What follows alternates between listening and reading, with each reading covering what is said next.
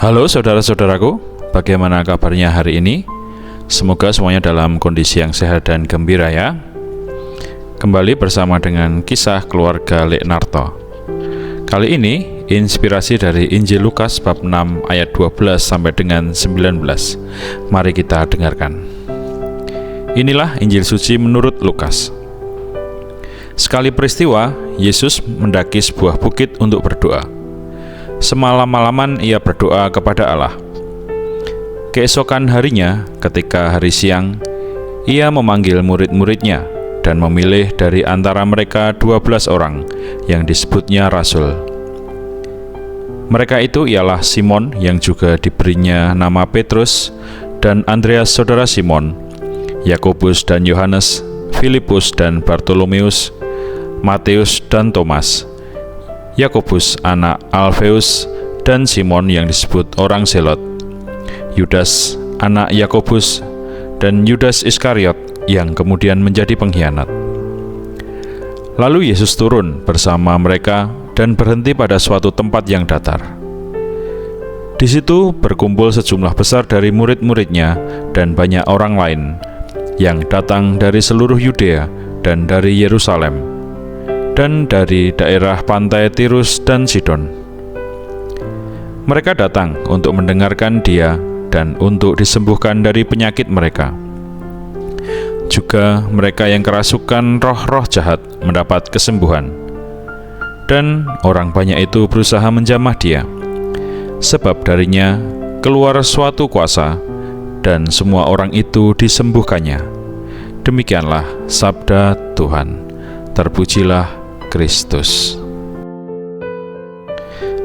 Setelah kita mendengarkan inspirasi dari Injil Lukas tadi, sekarang mari kita ikuti kisah dari keluarga Leknarto.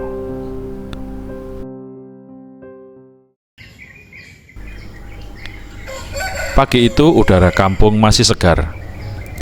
Suara ayam jantan bersaut-sautan dan aroma kopi dari dapur memenuhi rumah sederhana itu. Leknarto duduk di amben depan rumah sambil menyeruput kopi panas. Dole menghampiri dengan wajah penasaran. "Pak, aku tadi baca di kitab suci, Yesus semalaman doa di bukit. Terus besoknya milih 12 rasul. Habis itu orang banyak pada datang, sakit disembuhin, yang kerasukan dibebasin. Kok Yesus kuat banget ya Pak? Padahal dia juga manusia." Leknarto tersenyum sambil mengusap kepala Dole.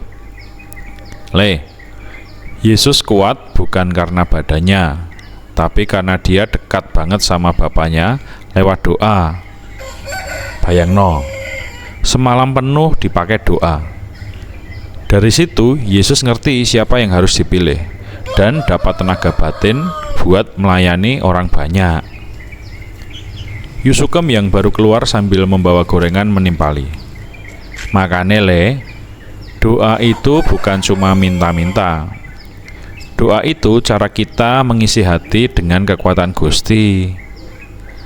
Tanpa doa, kita gampang bingung, gampang capek, gampang salah langkah."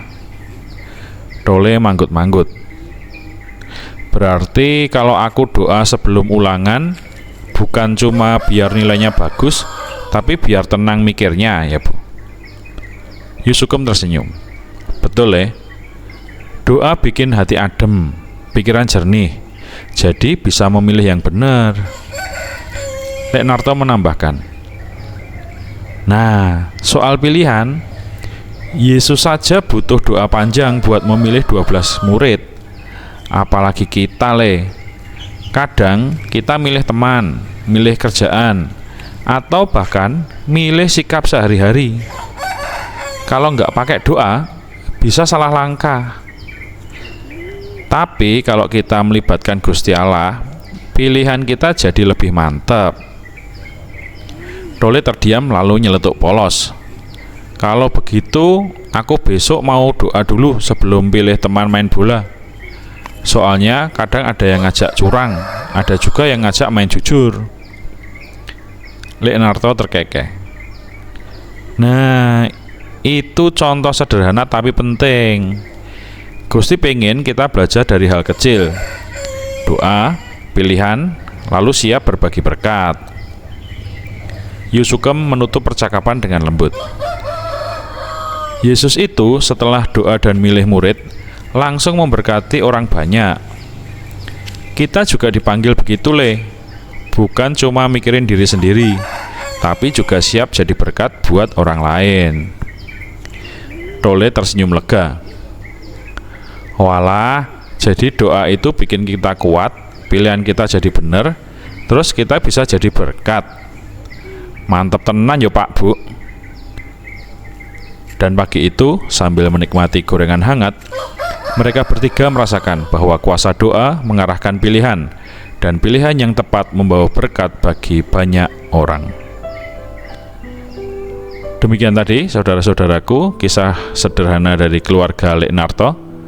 Semoga dari cerita sederhana ini tadi, kita dapat mengambil hal-hal positif yang baik untuk hidup kita.